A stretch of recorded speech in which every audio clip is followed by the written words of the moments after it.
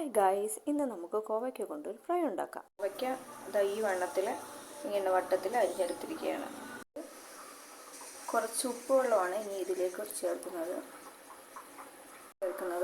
കുറച്ച് മുളക് പൊടിയാണ്, മഞ്ഞൾപ്പൊടിയാണ് ചേർക്കുന്നത്, മസാലപ്പൊടിയാണ് ഇനി ചേർക്കുന്നത്, കുറച്ച് കുരുമുളക് പൊടി. നന്നായിട്ട് ഇളക്കി യോജിപ്പിച്ചിട്ട് അരമണിക്കൂർ നമുക്കിതിൽ മസാല പിടിക്കാൻ വേണ്ടി മാറ്റി വയ്ക്കാം. നമുക്കിനി ഒരു ഫ്രൈ പാൻ അടുപ്പത്ത് വെച്ച് ആവശ്യത്തിന് പൊരിക്കാൻ വേണ്ടിയിട്ട് എണ്ണ ഒഴിക്കാം.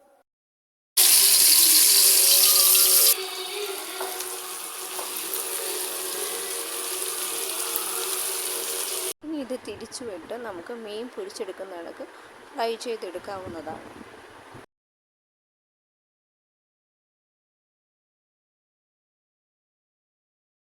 ഈ ഒരു രീതിയിൽ നമുക്ക് പൊരിച്ചെടുക്കാവുന്നതാണ്.